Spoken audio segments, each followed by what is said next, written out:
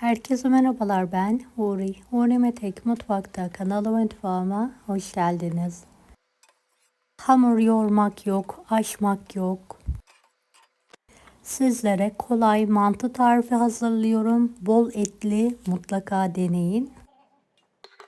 Evet, tarifimi hiç bekletmeden hemen başlıyorum.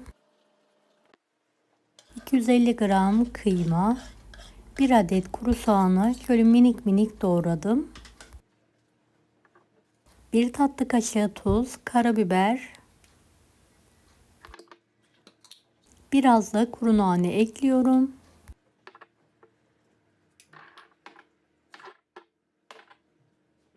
Elimle toparlanana kadar yoğuruyorum.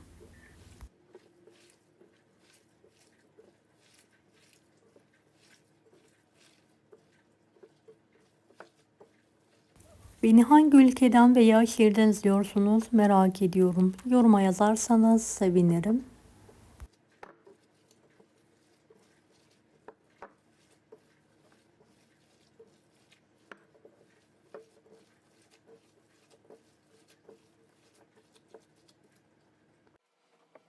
Evet, köfteden şöyle parçalar kopartıyorum ve yuvarlıyorum.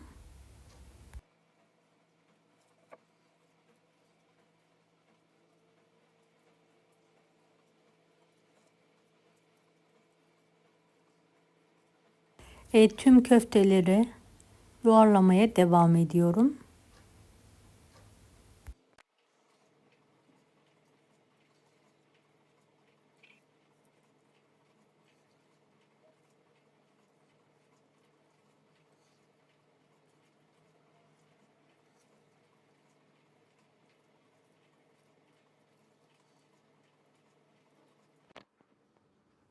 Son köftemi de hızlı bir şekilde yuvarlıyorum.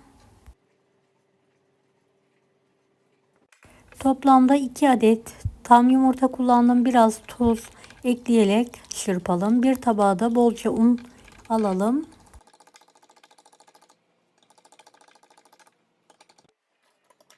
Önce yumurtaya, daha sonra una bulayalım.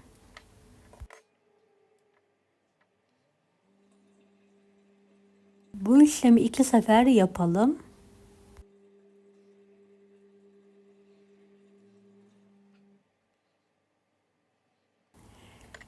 Evet, tüm mantılarımı aynı şekilde önce yumurtaya, daha sonra una olacak şekilde buluyorum.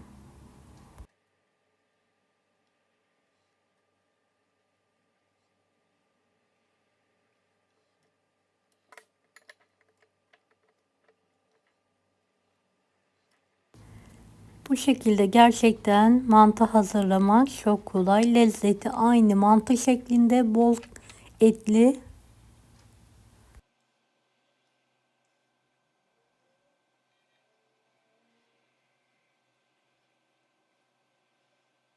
Evet, bolca unlayalım. Hepsini hazırladım. Büyük bir tencerede su kaynatalım. Kaynayan suya tuz, biraz da sıvı yağ gezdirelim.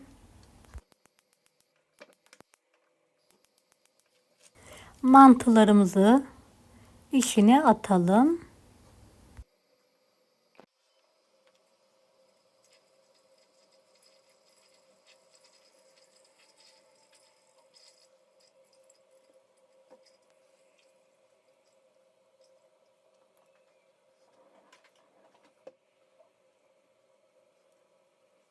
Evet, hızlı bir şekilde atıyorum. Ara sıra da karıştıralım.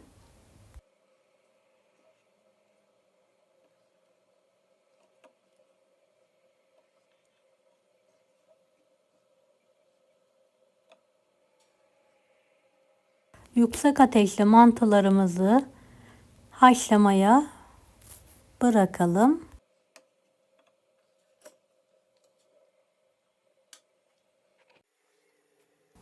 Evet, hepsini attım. Ara sıra karıştırıyorum. Kapağını kapatarak köfteler, mantılar yukarı çıkana kadar haşlıyorum. Evet, gördüğünüz gibi şu an hepsi pişti.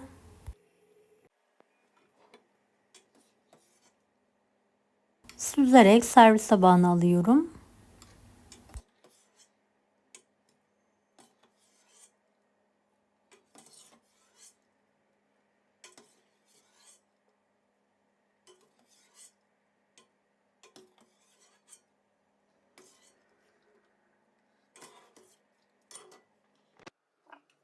Tereyağı gezdiriyorum.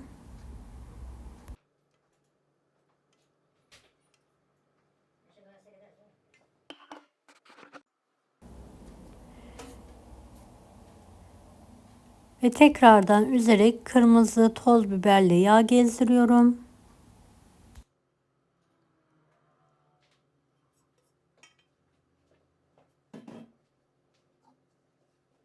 Maydanoz serpelim.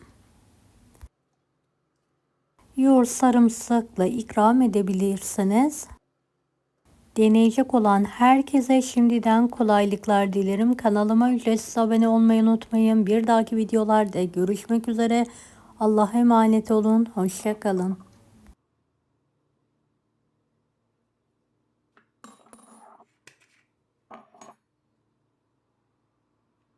Daha farklı tarifler için bunları da izlemeyi unutmayınız.